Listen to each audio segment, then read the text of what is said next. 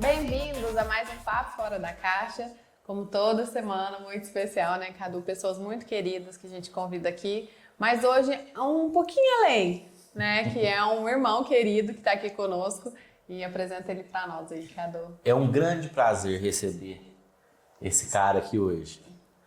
Para nossa Minas Gerais, para nossa região, ele é o nosso Silvio Santos. Ele é um cara bacana da comunicação. Vou apresentar para vocês, ó. Ele é mineiro, São Sebastião do Paraíso, jornalista, radialista, escritor de um dos melhores livros de ficção e fantasia, né, que eu já li. Ele é apresentador de televisão também e é locutor desde os 15 anos de idade. Esse cara é fera. O seu irmão comprou um rádio daqueles que tinha entrada com microfone e gravador de fita cassete, lembra? E a partir desse momento tudo mudou. A gente tem o prazer de chamar ele de amigo, né, Vivi?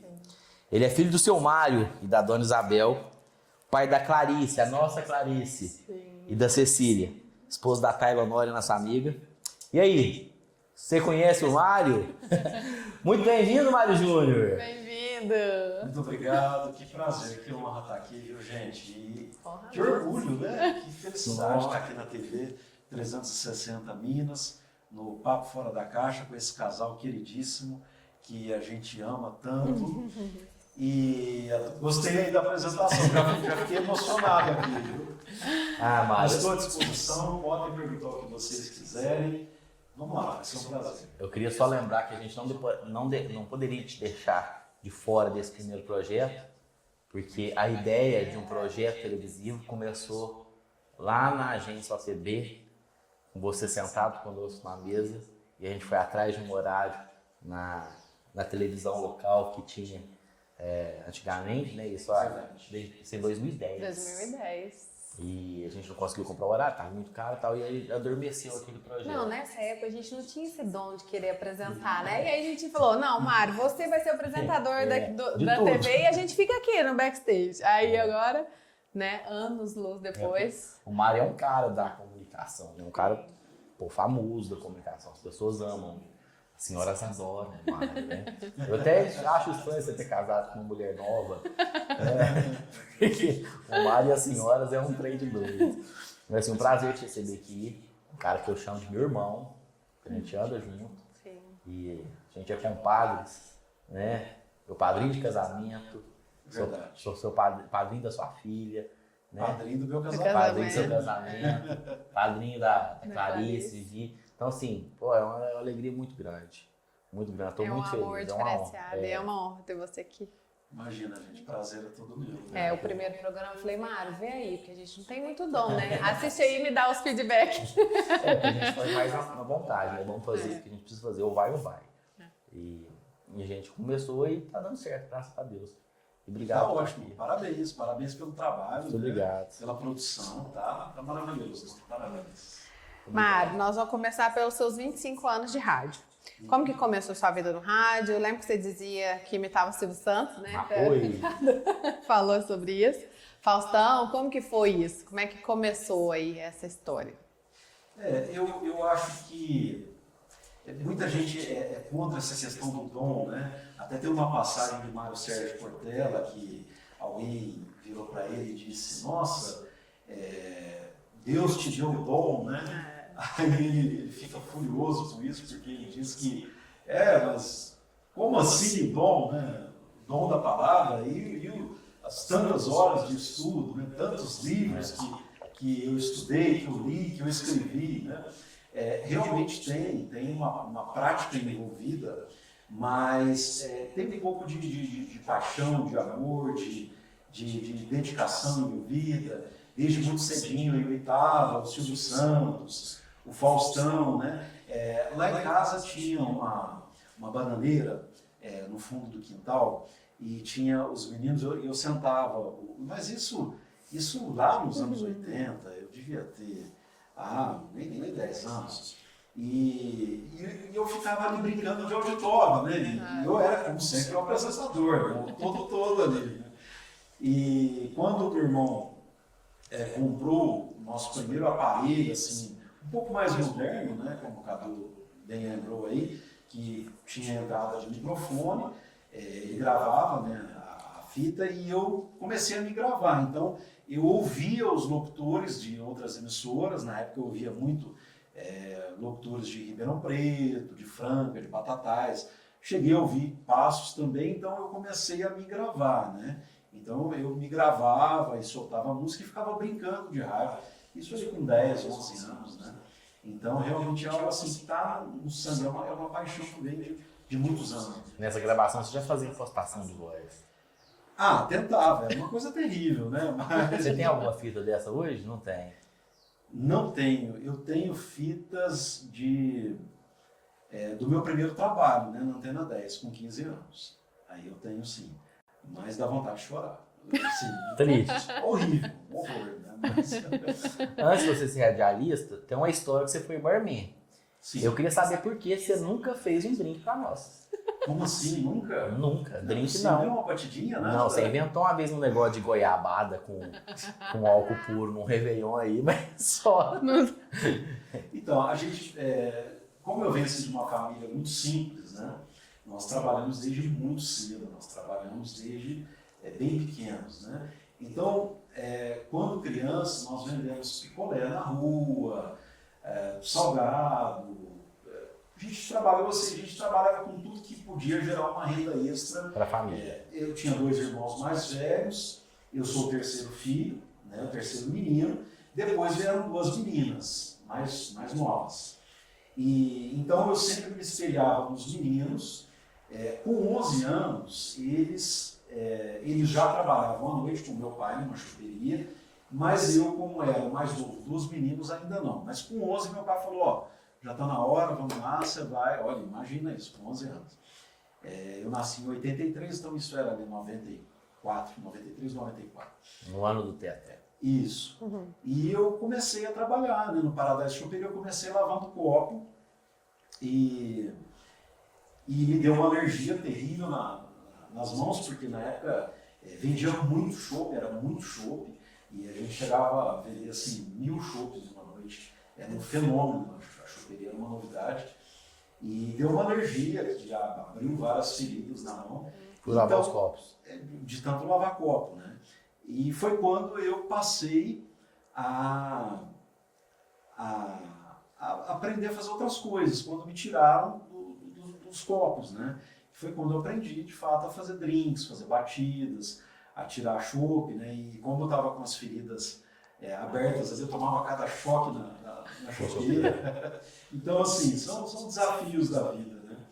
E então eu trabalhei dos 11 aos 15 nessa área de restaurante, choperia, trabalhei na noite. Esse restaurante é do seu pai, né? Não, de terceiros. De terceiros? A gente trabalhava de empregado. Hoje, só para você ter uma noção, a gente não consegue falar para um filho de 15 anos para ir trabalhar. Você vê como mudou, né? Eu tenho certeza que isso mudou seu caráter, né? Te formou quem não recomendo que seja algo tão duro, né? Sim. Porque nós trabalhávamos 12 horas por dia, em alguns casos, né? E era uma vida muito sofrida, né? Teve um trabalho que eu era até mais novo, que o Sr. João tinha um curral no fundo do bairro, e eu saía da aula e eu tocava gado. Então eu juntava lá com os filhos do Sr. João e eu passava a tarde toda tocando gado, ganhava R$10 por mês e mais 2 litros de leite por dia, né, para ajudar em casa. Então, assim, como a nossa origem é muito humilde, tudo que podia fazer a gente fazia. Mas não recomendo, não nesse sentido. Mas claro que eu sou a favor, sim, de comecei a trabalhar com 11 anos. Né, a trabalhar, ensinar a criança a ganhar dinheiro. Eu acho isso muito, muito importante. Era R$10 e 2 litros de leite por dia. R$10, 2 litros de leite por dia. Uau, faz uma conversa. R$10 por mês. Né? É. E de locutor, dono, você foi sócio da Transamérica. Até eu ser sócio da Transamérica foi uma etapa muito longa. Né? Sei. Eu comecei com 15 anos, eu comecei trabalhando como voluntário, né, de graça, na Antena 10, em São Sebastião do Paraíso, que é uma rádio comunitária. Depois eu trabalhei... Existe ainda? Existe, é uma rádio sertaneja. Depois eu trabalhei na Rádio Ativa FM, também uma rádio comunitária, ambas de Paraíso. E com 16 anos eu fui convidado pelo Silvano Zaga, que é o proprietário da Paraíso FM até hoje, que é a maior emissora de São Sebastião do Paraíso, e fui para a Paraíso FM. Então, com 16 anos eu fui para a Paraíso FM e logo já tive ali meu registro na carteira com 16 anos. Então, como locutor? Como locutor, e foi uma alegria muito grande, né? Foi uau, né? Nossa, 16 anos ali eu vibrei, né? Foi uma alegria muito grande. E com 18 anos começou a minha relação com o Passo. Foi em 2001, eu vim para Passo, para a Índia FM. A Índia fazia parte do Sistema Mineiro de Comunicação, né? Exatamente, isso. Na época era dirigido pelo Júnior e a Cristina, e eles que abriram as portas aqui em Passos. E desde 2001, a minha relação com Passos nunca mais acabou. Mas essa sensação do outro lado, né? Porque você ficou um período como dono da Transamérica. Como é que foi essa sensação de estar do outro lado, né? Porque sair de locutor para um dono de uma rádio. Sim, é verdade. Eu fui sócio da Cristina Piotto por um período, né, na Rádio Transamérica. A Transamérica é uma emissora assim, que eu sempre tive um carinho muito grande, porque nós vivenciamos assim, muitos momentos fortes, né? Toda uma trajetória, toda uma história, né, aqui em Passos, desde carretas lotadas de alimentos em shows solidários, né, que nós arrecadamos para as nossas instituições. Nós gravamos o primeiro DVD do Juliano César no Parque de Exposições, né? Foi um DVD assim, histórico, foi um show solidário, né? Foi um ingresso assim, muito barato e 1 quilo de alimento não perecível e aquele parque lotado, e foram vários shows, né? Por meio da Transamérica nós trouxemos, vocês se lembram, César Menotti e Fabiano no Teatro Rotary para comemorar os 10 anos da Transamérica, né?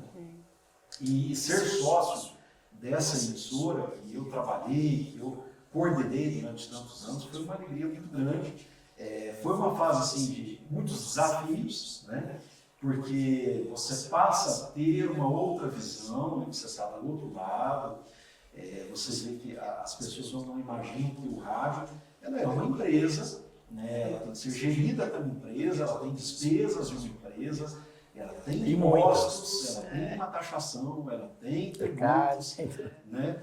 E então realmente é muito trabalhoso, mas foi uma experiência gratificante. Bom demais. Continuando no rádio, né? Ribeirão, Paraíso, Franca, você permeou muitos lugares, muitas praças, mas foi na Rádio Passos, que é a rádio mais antiga, né, da praça, que para mim se conseguiu um feito histórico. Sim.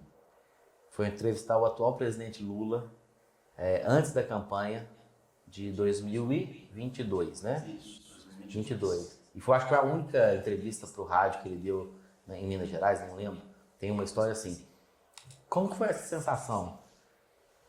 Então, foi uma surpresa, né, quando ele aceitou, porque foi assim, nós convidamos, ao mesmo tempo, nós buscamos intermediários, né, convidamos o ex-presidente Lula, que até então era um pré-candidato naquela época, né, e tentamos também o atual presidente naquela época, o Bolsonaro. E mandamos o mesmo ofício, o mesmo conteúdo, o mesmo teor, porque eram os dois que nós tínhamos certeza que iriam concorrer até então. Depois nós convidamos vários outros que foram surgindo, como Sérgio Moro, o Felipe Dávila, do Partido Novo, né? E então eu tive a felicidade de ter aceito o Lula, o atual presidente. Depois eu fiz com o Felipe Dávila e aceitou também o Sérgio Moro. Posteriormente, o Sérgio Moro aceitou, mas Não deu tempo. na véspera da nossa entrevista ele desistiu da candidatura, infelizmente, porque estava previsto a nossa entrevista. Mas a entrevista do Lula foi algo assim, eu acredito que, não entrando na questão política, ideológica, mas sim no fato jornalístico, eu acredito que tenha sido assim, um ponto alto na minha carreira, né? Foi uma entrevista de mais de 1 hora com um ex-presidente e no momento atual presidente pelo 3º mandato, conhecido no mundo inteiro. Foi uma entrevista histórica, foi notícia em toda a imprensa. Foi na CBN, no Portal G1, teve... Você consegue lembrar quem replicou? Foi notícia na Globo News, na CNN, na Jovem Pan News, né? Em toda a imprensa, até internacional. Foi notícia até na imprensa internacional, porque nós tocamos ali pontos polêmicos, né? Como a regulamentação da internet, como a revogação das leis trabalhistas. Ele falou também sobre a regulamentação da imprensa. Você falou da imprensa com sobre ele. a Eletrobras. Enfim, vários pontos polêmicos que foi muita notícia na época. Então foi assim um dos pontos mais altos, eu acredito, da minha carreira. Assim. Eu lembro que a questão da regulamentação das redes sociais gerou porque ele fugiu dessa resposta o tempo todo, né? Em todas as entrevistas ele fugia. E na sua não teve jeito. Você amarrou ele para ele responder. E foi uma senhora entrevista, né? Voltando a falar, independente de questões políticas, de preferências de lados, eu sempre falei que o Lula é um produto perfeito. Né? Politicamente ele é um produto perfeito. Sim. Ele fala bem, ele tem o jeito dele, o rouco, né? O jeito que ele te cativa da conversa. E foi uma entrevista extraordinária. Agora sim, eu confesso que eu fiquei bastante frustrado e chateado, porque as pessoas levam muito para o lado pessoal, né? Eu fui muito ofendido e eu pude sentir um pouquinho dessa guerra política, essa polarização na pele, né? Dos haters. Eu fui muito assim, atacado. O meu celular, eu sofri tentativa de invasão do meu celular desde da noite em que foi divulgado o banner da entrevista, e durante uns 6 meses eu tive minhas contas com tentativa de hackeamento, né? Não estou acusando ninguém, né? Nem sei porquê, pode ter sido uma coincidência, mas aconteceu, né? Mas assim, eu fiquei surpreso e ao mesmo tempo assim, frustrado, porque tem que haver uma separação, né? O Mário Júnior, jornalista que estava cumprindo com o seu papel, né? Que pode ser que amanhã eu tenha que entrevistar o Bolsonaro, o Lula, né? Quem sabe, talvez amanhã o Donald Trump, o Biden, mas enfim, é o nosso papel como jornalista, né? A gente tem que entender que nós não podemos demonizar a imprensa, porque foi graças à imprensa, e aqui eu gostaria de fazer também essa defesa, que muitas coisas vieram à tona, que muitas denúncias vieram à luz, né? Que tantas coisas aconteceram nesse país. Né? Não podemos demonizar a profissão de jornalista. Tem muito jornalista bom. Né? Tem alguns tendenciosos. Tem, mas esses o próprio mercado, elimina, né? A própria audiência vai eliminando, tem que eliminar mesmo. Né?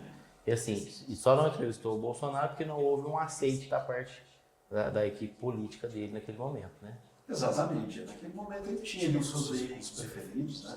Eu acredito que tem até hoje, infelizmente, eu acho que é um erro estratégico da equipe de Bolsonaro.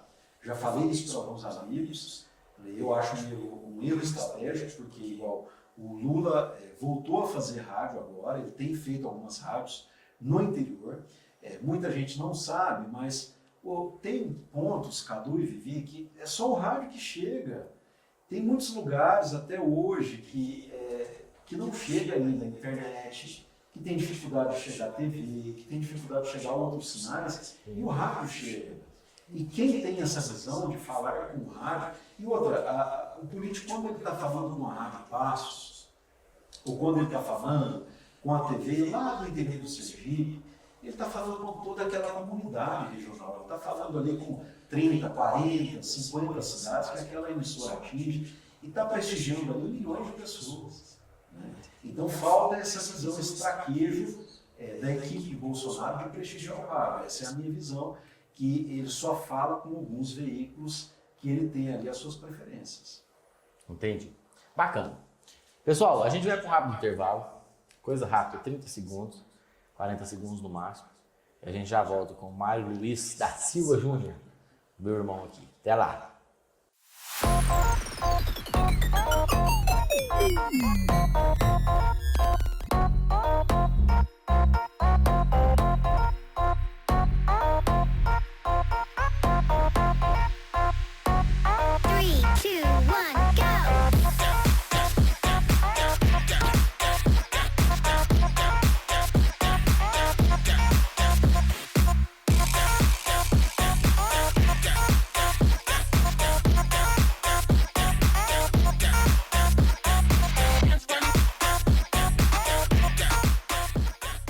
Voltamos com o nosso papo fora da caixa.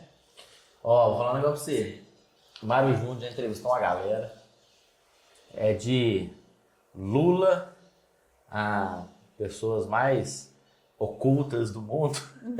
Né? Você tem uma história muito grande. Quando eu brinco das senhoras, é porque você teve uma história muito grande com a televisão. Eu brinco que você foi a nossa grande Ana Maria Braga regional. Que você tinha o boneco e tal lá, né? Sim. Como que foi essa história? Você fez esse programa, ele parou, mas a memória continua ainda. E aí? Sabe que é verdade? Às vezes eu encontro algumas pessoas que falam: nossa, eu lembro de você da televisão, né? E realmente as pessoas lembram. Foi um momento muito, muito gostoso, né? Muito bacana, porque naquela época que quando nós começamos esse projeto na TV em 2006, não tinha celular, né? Não tinha o celular, não tinha a facilidade, o acesso à informação que nós temos hoje, né? Bom, dois amigos de Paraíso, o Nildo e o Júlio. Nildo Luiz. O Nildo Luiz, né, e o Júlio Dias, eles me convidaram, eu trabalhava na Transamérica, eles me convidaram para fazer um jornal. Na época era o Jornal Passos, né, um projeto novo. Eles falaram: Mário, a gente acha que você tem um perfil, que você daria certo, e vamos fazer um teste. Opa, legal, tô dentro, né? E nós começamos a fazer o Jornal Passos, que era às 7 da noite. Diariamente, segunda a sexta-feira. Então tinha o Jornal Passos à noite e depois, o segundo passo, até a gente estruturar, né, nós fomos estruturando a equipe, os equipamentos, né, estúdios, e conforme o projeto foi crescendo, logo veio a ideia de fazer um programa ao vivo, que era ao meio-dia cidade, né? Porque o Jornal Passos ele já tinha uma audiência, ele tinha uma aceitação, tinha um público legal, e então o meio-dia cidade ele veio para ser uma consolidação desse projeto na TV Independência, né? Nós tínhamos uma ideia de fazer algo assim na hora do almoço, e aquela discussão e tal, mas vamos fazer às 11, vamos fazer ao meio-dia e tal, mas ficamos discutindo o nome, e eu falei assim: meio-dia cidade, né? Surgiu um estado, todo mundo adorou, legal, tal. Então, fechou. E criamos um personagem, né, que era o Marcos Lopes que fazia, né? Na época era um segredo de Estado, ninguém sabia, só os convidados, né? Os convidados sabiam. Como chamava mesmo o personagem? Era Zé Firmino. Zé Firmino. Zé Firmino. Nós fizemos uma votação, o público que escolheu, né? E ali nós fizemos assim, foram entrevistas marcantes, momentos maravilhosos. Teve uma entrevista que, dentre tantas, né, que me marcou bastante, uma entrevista com o Paulinho, né, o Paulinho que foi vereador. Da cadeira de rodas. Isso, Paulinho Cadeirante, que fez uma entrevista com na época era Leandrinho, hoje é a Leandrinha, né? E nós falamos sobre acessibilidade, e foi um programa assim, que me marcou, me emocionou muito, e foi um programa assim, que eu considero histórico. Um dos programas, com o professor Van Dijk e tantas outras autoridades que passaram pelo programa, cantor Daniel passou pelo programa, Victor Léo passou pelo programa, né? E tantas outras pessoas que marcaram assim, essa trajetória, esse período na TV. Eu fiz TV até 2009. Eu lembro disso. O Mário me lembrou um negócio aqui do Bandic, né? Que a gente foi fazer entrevista com ele da revista Catavento, né? E Mário que fez a entrevista com ele. Mário sempre presente. E foi, que ano foi aquilo? Lá Mas foi tá aí, 2010, 2010. Você lembra? 2010. Acho que foi 2010. Foi bacana. E falando de revista escrita, como é que foi essa questão do livro, Dorian? A gente pegou, né, um bom período disso mais intimamente, né? Chegava da rádio 2 horas da manhã e ia escrever madrugada dentro, como é que foi? Eu trabalhei na Mega FM, né, que é uma baita emissora de Ribeirão Preto, primeiro lugar em Ribeirão, uma emissora maravilhosa, né? E então, quando eu cheguei em Ribeirão, falaram assim, olha, Mário, a gente tem um problema aqui que não tá legal no Ibope e tal, e a gente quer que você vai ser uma cara nova aqui, porque Ribeirão é muito pautado, assim, em Ibope, na pesquisa, hora a hora, né? Eles levam muito a sério isso. É um mercado muito competitivo, um dos mais competitivos do Brasil. E, então, eu fazia o horário das 10 da noite às 2 da manhã, e felizmente esse horário deu muito certo. Tinha um programa romântico, que era aquela coisa, né? Olá, boa noite. Você está ouvindo Paquera Mega, romantismo na sua madrugada. Sintonize, Mega, essa onda pega. Não é aquela A impostação da voz muda. aquela coisa toda romântica, melosa. E a gente veio em primeiro lugar, deu super certo. E eu acabei ficando, consolidando ali no horário. Você ficou um tempão, né? Fiquei, foram quase 3 anos, né? Depois eu voltei para Passos. Não quis mudar, adorava esse programa. Só que eu chegava de madrugada em casa e eu perdi o sono. Então eu ficava vendo séries, lendo livros, né? Eu perdia completamente o sono. E ia dormir bem tarde. Até que um dia você dormiu. E quando foi um belo dia, eu comecei a sonhar, imaginar uma história, né? E eu imaginei assim eu sonhei com as primeiras páginas do Dorian. E quando foi na noite seguinte, eu liguei o computador e comecei a escrever. Então eu virei para a Tayla, que hoje é minha esposa, na época era minha namorada, e falei, olha, lê isso. Né? Imprimi, olha, lê isso aqui, o que você acha?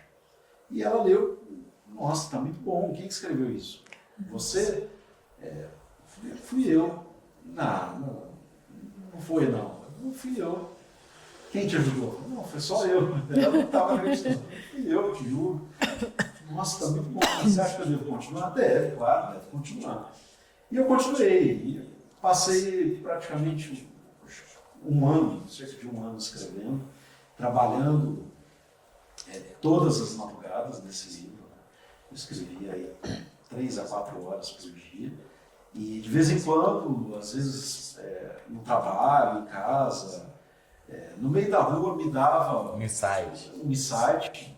E eu começava a escrever e ia marcando, anotando tudo. E foi algo assim bem rápido, mas que eu vivi muito intensamente. Foi um ano que eu vivi assim muito intensamente o Dorian. Eu me entreguei completamente a esse projeto, né? E foi um livro que eu tenho assim, um carinho muito grande, um carinho imenso, né, com essa história. E eu espero que as minhas filhas um dia possam colher os frutos, né, já que eu não colhi. Por que não escreveu mais? É uma pergunta e uma resposta, tá? Mas... vou só fazer um comentário. Eu sou um grande fã de C.S. Lewis, de Tolkien, né, de J.K. Rowling. E assim, a trama e a história que o Mário escreveu, vou falar que ela é muito pau a pau, ela é muito rica em detalhes, ela é perfeita, é um dos livros que eu já li ele 6 vezes, é um dos livros que eu mais gosto de ler, e não é porque é você, que você é meu amigo, não, é porque o discurso e a forma como que ele foi escrito, ele é envolvente. O livro chama Dorian, Uma Aventura na Selva. Tive o prazer de fazer a capa. Fiz a capa, mas assim, é um senhor de um livro. O que falta é uma grande editora republicar esse livro. Mas ele está disponível para comprar pelo Clube de Autores, né? Sim, está disponível. Está em várias plataformas. Na Amazon. Tem na Amazon, tem na Americanas, tem em várias plataformas. Com o livro, eu aprendi a dar valor nos autores, porque realmente é algo muito trabalhoso, envolve gastos, tem custos, né? De diagramação, toda a parte documental, regularização. Gente, olha, é trabalhoso. Se você realmente gosta de um livro, vai lá, compra, valoriza, porque dá trabalho. E assim, a pergunta continua, por que não continuar escrevendo? Porque é um livro que ele te deixa no final, ele te dá várias aberturas para continuar. Sim, né? Ele poderia ser uma trilogia ou uma série de 5, 7 livros. Sim. Que ele tem conteúdo para isso. Por que não mais? Olha, eu acredito que nós temos assim ciclos em nossa vida, Cadu, altos e baixos. O Senhor dos Anéis ele foi escrito em 15 anos. Está quase dando tempo. Né? Ele foi escrito em 15 anos. Então, o Dorian está em tempo ainda. Né? Depois houve uma reviravolta na minha vida. Eu voltei para Passos, eu entrei de sócio na Transamérica. Então, assim, houve uma mudança muito grande no foco. Né? Lá em Ribeirão eu estava na zona de conforto. Né? Eu tinha ali um horário vago para isso. Né? E houve uma mudança de rotina brusca. Então, ficou adormecido. Mas quem sabe um dia a gente volta. Continua sendo um dos melhores livros que eu já li. E eu não vou falar a língua coloquial, não estou pagando pau para você, não. Mas é porque é uma leitura muito gostosa. Isso como um incentivo. Se você incentiva o cara, compra lá, já a grana cai na conta, incentivar ele. Porque é um senhor do livro, a história é maravilhosa. Obrigado, Cadu. Gente, o Cadu é o meu melhor leitor. Ele é a pessoa que tem mais carinho com Dorian no mundo. Sou mesmo. E se você colher, eu colho, tá bom, então. Eu fico não, mas assim, feliz, de verdade, eu acho um conteúdo, uma escrita, uma história muito fabulosa para ela não ter continuidade.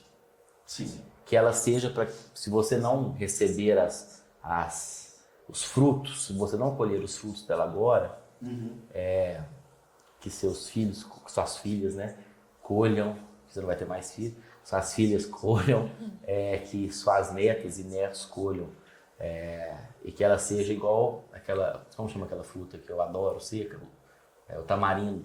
O tamarindo é uma planta que você planta ela, uma árvore, que ela só vai dar o fruto, acho que 200 ou 250 anos depois. Mas ela tem que ter sido plantada um dia. Então, assim, é um pedido de amigo, porque é muito bom.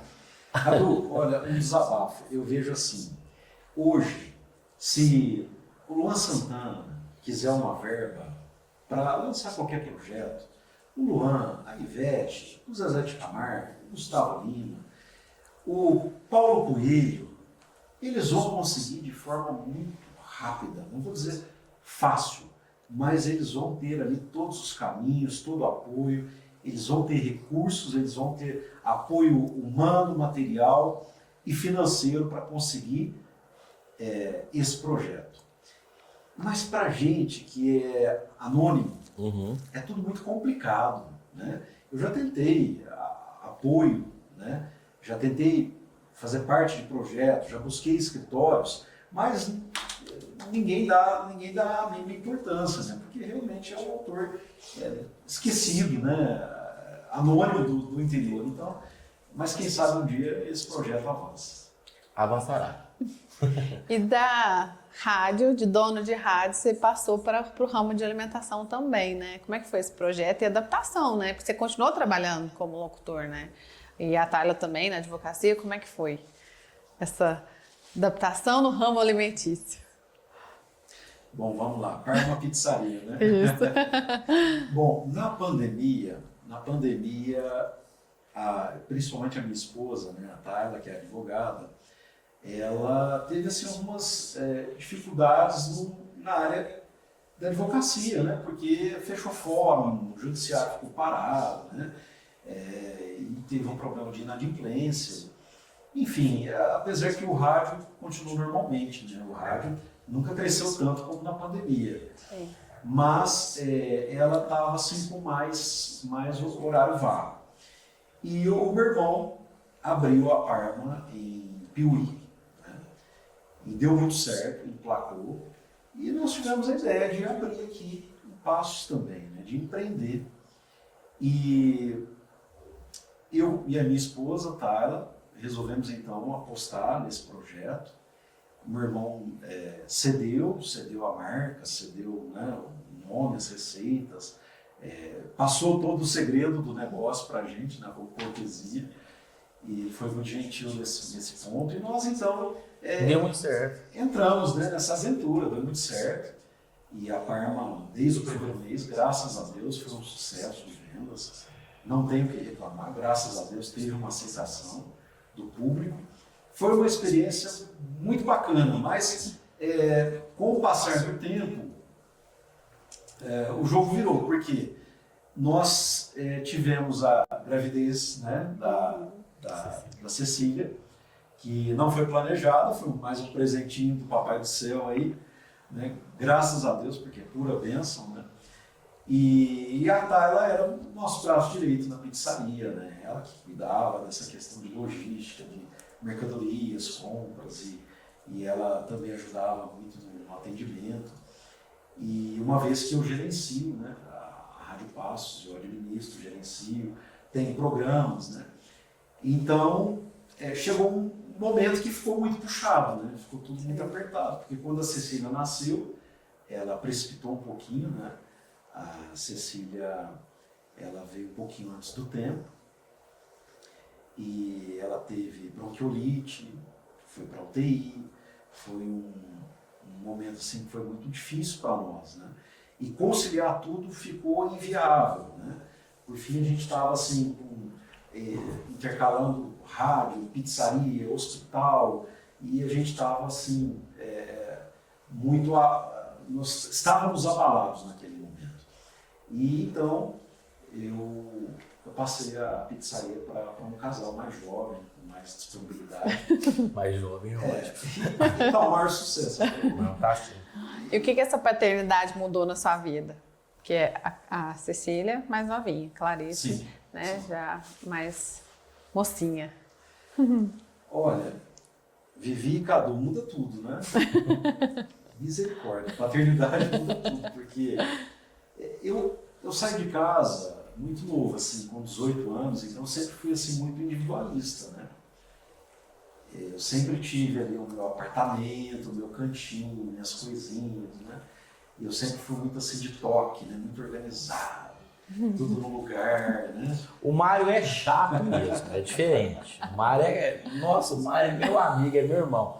Mas ele é chato. Que Ele tem coisas. toque mesmo. Tem. Ele tem. Mas quando a gente se torna pai, Deus é tão perfeito, né, em toda a sua sabedoria, que eu tinha medo assim, de pegar bebê, de pegar filho dos outros, né? Eu morria de medo. Eu falava, meu Deus, como que eu vou pegar, né, meu filho, minha filha, como que eu vou pegar? Porque eu não sei pegar uma criança. E quando a Clarice nasceu, o pai já nasceu imediatamente, porque quando eu via aquele bebê ali no berçário, né, eu já peguei a Clarice no colo e já soube conduzir, levei a Clarice até a mãe que estava ainda na sala de cirurgia, e até a médica ainda brincou, falou, olha, é o primeiro filho, ele tá jeitoso, ele é um pai jeitoso, ele vai ser um pai, ele leva a gente para ser papai. Estávamos lá. Sim. Vocês estavam lá, verdade. Então, naquele momento, assim, a vida da gente se transforma, né? Então, por que eu brinquei que eu era muito individualista? Hoje, tudo que eu penso por 4, né? Eu penso em 4. Inclusive, eu sou o quarto da lista. É sempre assim. Eu sempre penso nelas primeiro, né? Sempre penso nas meninas, na minha esposa. E família é bênção pura, né? É uma alegria muito grande. Eu tenho um orgulho das minhas meninas e é um amor sem fim. Por esse amor da sua família, você é cidadão brasileiro e cidadão italiano. Sim. Você teria coragem de ir embora do Brasil? Uau, você me apertou agora, hein? Bom, o meu irmão mora na Itália, né? Vocês sabem disso. Meus pais estão para lá, vão passar uma temporada lá, um período, né? Eles já estão lá. Eles estão lá. Se gostarem, talvez eles vão em definitivo, né? Aí a mãe indo, a gente já fica mais balançado, né? Olha, a minha esposa é mais empolgada que eu, pra ser sincero. Eu sou muito apegado, assim, às raízes, né? Eu sou muito apegado nisso daqui, eu gosto demais disso. Eu gosto da Itália, adoro, acho o idioma lindo, né? A cultura italiana, a comida italiana. Mangiare. Meu avô é de lá.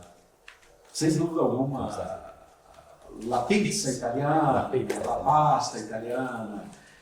Mas, enfim, eu vou com muita cautela, porque, Cadu, eu tenho muito receio, né, de como seria essa vida lá fora. É um recomeço, né? Começar do zero, enfrentar todos os desafios, né? Para as crianças seria muito bom, né?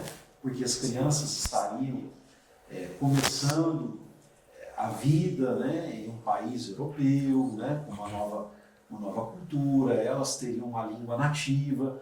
O meu sobrinho ele foi para lá há 3 anos, né, ele está com 11, e ele já tem uma língua fluente, sem sotaque, né, praticamente nativo. Então, para a criança é maravilhoso, né, ir quanto mais jovem, melhor. Mas eu não sei, eu acredito assim, a minha cidadania, ela serve mais como uma carta na manga, para ter acesso a outros países, para passear, né, para visitar, quem sabe no futuro fazer negócios, né? Mas para morar, não sei, sinceramente não sei. É mais como uma carta na manga mesmo. E tem algum sonho ainda que você queira realizar? Ir para a Itália, mentira. E para a Itália, sem dúvida, é um sonho sim. Em definitivo. Não, ainda não.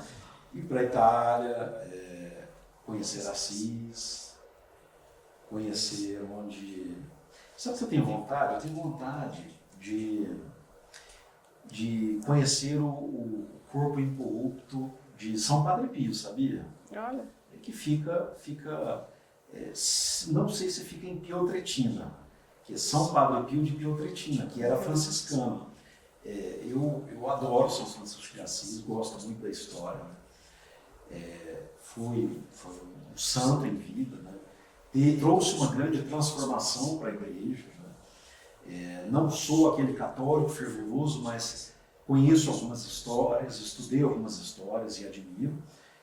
E um dos sonhos é isso, conhecer ali, chegar perto ali de São Padre Pio, que eu acredito que deva ter uma energia muito grande naquele local, né, naquele ambiente. Mas olha, um sonho. Eu tinha um sonho, Cadu, de um dia trabalhar na Rede Globo. Eu carreguei esse sonho durante muitos anos. Plim, plim. Mas eu confesso que, com o passar dos anos, o jornalismo brasileiro ele foi ficando muito tendencioso, né? E essas máscaras foram caindo, e isso foi ficando cada vez mais explícito. Eu não sei se foi depois da morte de Roberto Marinho que isso aconteceu, eu não sei em que ponto que a Globo se perdeu, mas eu acho que ela se perdeu, né? E uma prova disso é a credibilidade dela está nas ruas, né? Eu acho que se você fizer uma pesquisa, ela não vai ter uma aprovação unânime como ela tinha, né? E então esse sonho caiu por terra. Não tem assim um sonho marcante para te falar agora. Então vamos fazer o seguinte, a gente está chegando no final e esse sonho você me conta na próxima temporada. Combinado? Combinado então. Para lançar o segundo livro de Dória, que é uma promessa que você me fez hoje. Mentira, não fez, mas eu peço que você escreva. Cara, muito obrigado por você ter vindo. Sim, você é um cara que a gente ama, que a gente adora estar perto. É um cara super interessante. É um cara erudito. Né? Ah, quem me dera. Não, e assim, é sempre muito bom estar perto de você, né, Vi? Perto da sua família. E você não sabe a alegria que nós estamos de receber aqui hoje. Muito pela nossa história, por você saber desse projeto lá em 2010, né? E tá andando com a gente sempre aí. Muito obrigado, meu amigo. Volte sempre, a casa está aberta para você. E a próxima vez traga Tayla, famílias, todo mundo, que é muito bom te receber, viu? Gente, obrigado pelo carinho. Eu refleti melhor aqui sobre a questão do sonho. Há um sonho. Não é bem um sonho, é um desejo do meu coração. Eu gostaria de, antes de morrer, deixar pelo menos uma casa para cada filha. Porque é muito difícil você começar a vida com uma mão na frente e outra atrás. É um perrengue danado. Então, não diria que é um sonho, aquele sonho que... É um desejo. Mas é um desejo do meu coração deixar aí pelo menos uma casa para cada filha, para que filha, vocês não vão depender de homem, tá aqui, né? Se vocês quiserem, vocês vão casar, construir família, tá aqui, cada uma tem a sua casa. Mas é um desejo. E eu quero aqui então agradecer de coração, fiquei muito honrado com esse convite. Eu confesso que é mais fácil entrevistar do que ser entrevistado. Eu tenho certeza. Eu tenho uma resistência com isso, porque... Não queria vir. Porque eu sou, não parece, mas eu sou tímido, apesar de estar em muitos palcos por tantas vezes, né? Ali é um personagem, né? Ali é o Mário Júnior da rádio, né? Mas eu quero dizer que foi uma honra muito grande, estou muito feliz com esse projeto. Desejo vida longa à TV 360 Minas, ao Papo Fora da Caixa e a Vivi e ao Cadu, que são mentes brilhantes da nossa comunicação passense, em tudo que fazem com amor, com dedicação, com carinho.